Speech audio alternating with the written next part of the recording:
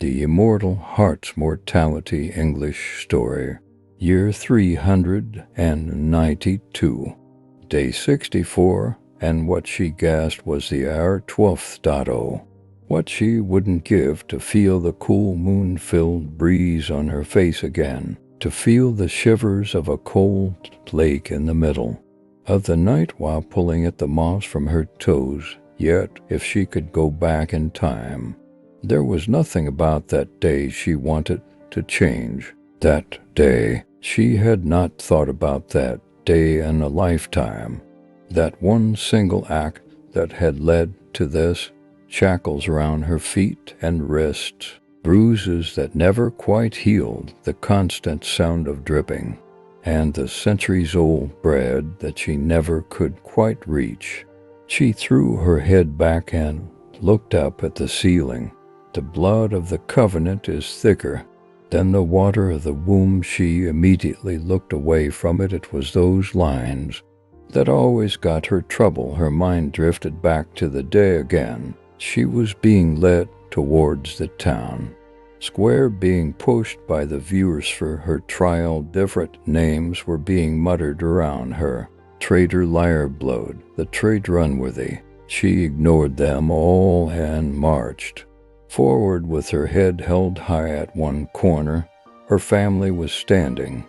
Her mother and father looked at her with sneers on their faces, and if she didn't know better, she would have thought she saw sorrow on her sister's face. Directly in front of her, she looked into the unforgiving eyes of the king. The woman by the side started reading from a scroll. "Do you deny the crimes done by you depends on the crimes," she said, pulling her lips into a smirk, "betraying your own blood for the blood of another? I do not deny, nor do I regret. Then there is only one thing that can save you. The crime committed by you is the highest of them all, but everyone deserves a chance, and you shall get one too. In a pool of light, a needy creature rise, feed him your bread, and you shall be restored to your full might." The next thing she knew, she had been in this rotting place, with chains wrapped around her body, and here she was, after 3 centuries, a little less bound, but bound nevertheless. 3 centuries she had waited for her needy creature, wanting the moldy bread, but her Savior had yet to come. She had only her numbers and words for company, for she knew how much words mattered. Swords can cut and kill, but words will stab and stay, burying themselves deep in our bones. To make sure we never forget, it was mere words that took her strength away. It was words that brought it back. No gun, no sword, no army or king will ever be more powerful than a sentence. Words of the woman in the town square were what brought her here, the words of the people. She had betrayed her own family, for their support was what encouraged her to keep fighting. She stared into the darkness occasionally, squinting for a pool of light, but it never came. There is a strange kind of freedom in the dark that brought out the inner demon in her.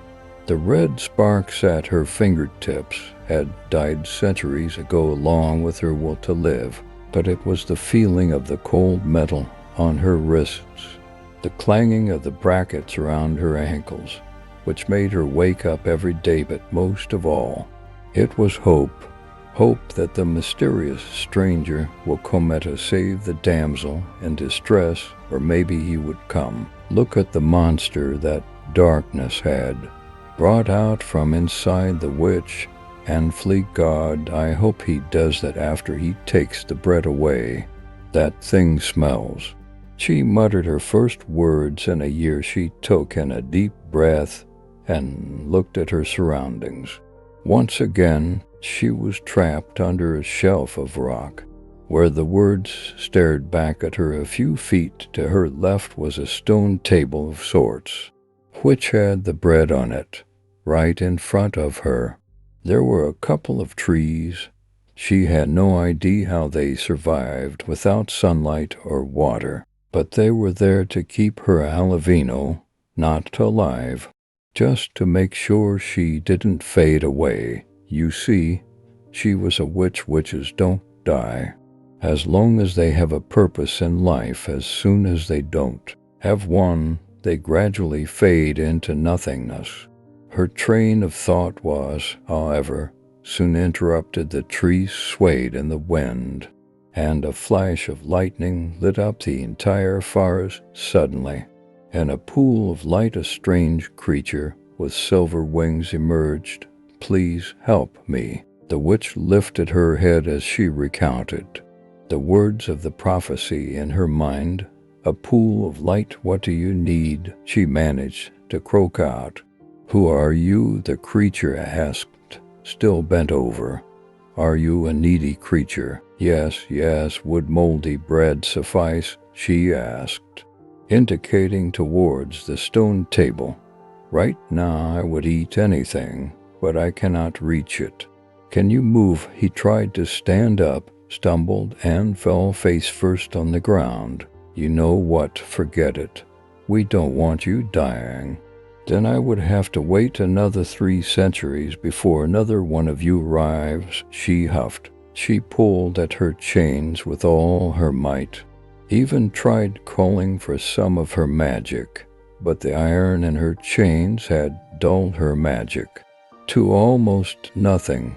She pulled and pulled and pulled, and then finally another 10 brackets came free. She gave a victorious cry and reached toward the bread. She gingerly picked it up and went to the creature. She gave it in his hands and said the ceremonial words, "I give thee this grain to pledge myself free from these chains. I give thee this grain to give another token to humanity." She motioned for him to eat it. "Thank you, witch. This is an act of selflessness not expected from your kind. I am," he began, but she cut him off.